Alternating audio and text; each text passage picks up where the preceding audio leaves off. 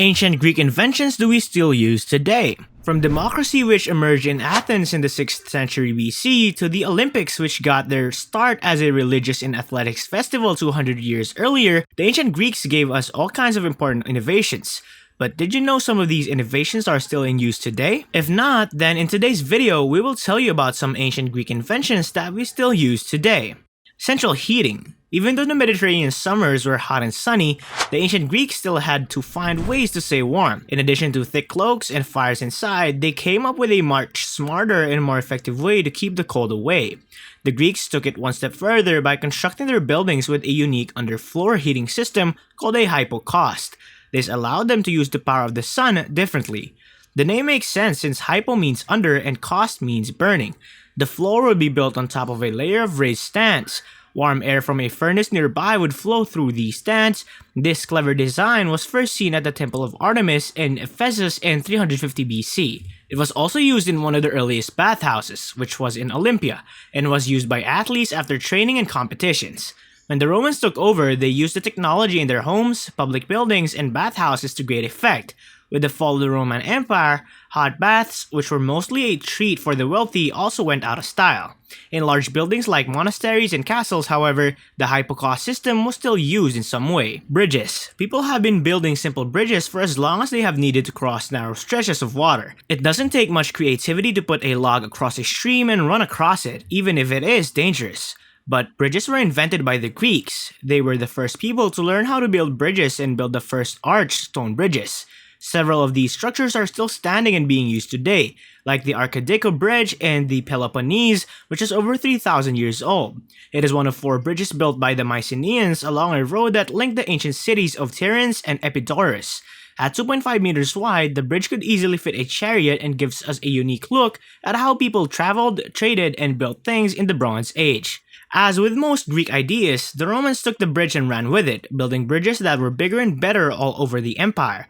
But unlike the hypocaust system, the bridge didn't go away with the Romans. Instead, it became a key part of the engineering that has been used ever since.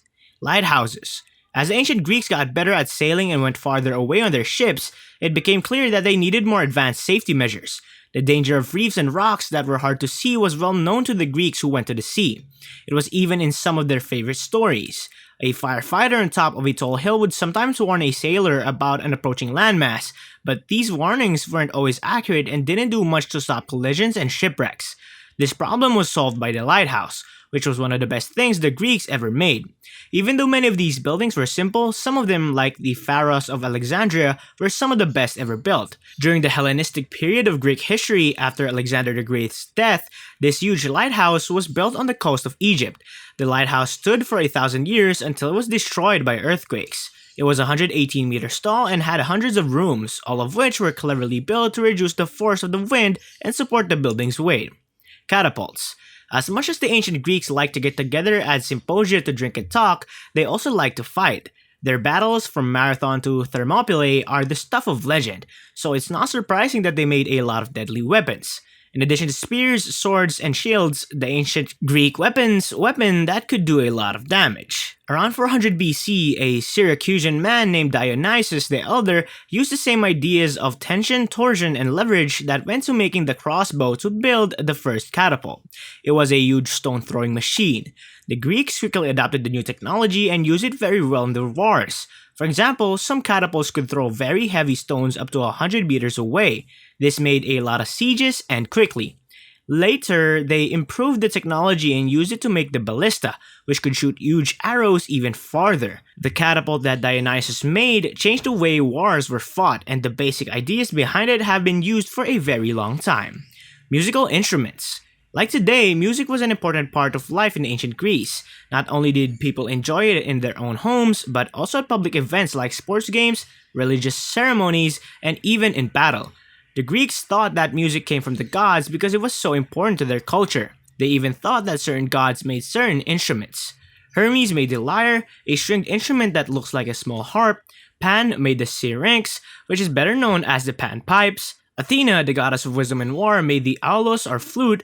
The list of Greek instruments also included percussion instruments like the cymbals, drum, and tambourine, as well as more wind instruments like trumpets and horns, and other stringed instrument called the kithara, which is usually thought to be the ancestor of the modern guitar. The fact that the Greeks made so many different kinds of music shows how important art was to their lives. At every level of their culture, music was an important part. Chewing gum. Chios, which is the fifth largest Greek island, was one of the ancient states to adopt a democratic constitution like Athens.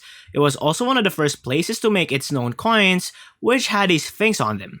One of the most interesting and important things about Chios, though, wasn't its government or economy, but rather its trees. The resin that the Massicocoria trees, which grow in the southern part of the island, gave off became known as the tears of Chios. The Greeks collected these drops of mastic and made them into a type of chewing gum in a very simple way. Hippocrates, a famous doctor from the past, even said that people should use it to prevent digestive problems, fight off colds, and freshen their breath. The Romans also used mastic as chewing gum, but they often added other things to it to make it taste better. But it wouldn't be for another 2,000 years that chewing gum would be made, sold, and made a profit in America. Syringes. As the saying goes, necessity is the mother of invention. And since even the ancient Greeks got pimples, boils, and wounds, they had to come up with a way to deal with them. Heron of Alexandria, a Greek mathematician and engineer, wrote down that pus could be drawn out with a tool called a pulcos. A pulcos could also be used to inject liquids into the body. They had a long, thin needle that could be used to draw things into the chamber. It is thought that Ctesibius of Alexandria invented this syringe around 300 years ago. Ctesibius also came up with the water clock and the pipe organ, among other things. The old syringe was about the same size and shape as the one we use today, but it was made of copper. Later in the 2nd century AD, the Greek doctor Galen is said to have used brass syringes to treat cataracts in the eyes. Sports. Sports were important in ancient Greece because they were a key part of a child's education, a way to train for war, and a part of religious worship. The most well-known athletics events were the ones held at Olympia, which was the first place where the modern Olympic Games were held. In addition to running races and throwing competitions that had been around for a long time, the Greeks came up with several new sports. Some of them were a mix of the other events like the pentathlon, which included jumping, 2 kinds of throwing, running, and wrestling. Others were more violent. Wrestling had been around for a long time before the Greeks, but boxing, which is a more formal contact sport, with 2 fighters in a ring wearing gloves and being watched by a referee, was created at the 23rd Olympic Festival in 688 BC. 40 years later, another fighting sport called pancration was added to the festival. It was a mix of boxing, wrestling, and choking, and it was so dangerous that many people died in the arena. So, what is the greatest invention in your opinion created by an ancient Greek inventor? Share your thoughts in the comments section. If you want to learn more about ancient Greece, then give this video a thumbs up, hit the subscribe button, and ring the bell icon.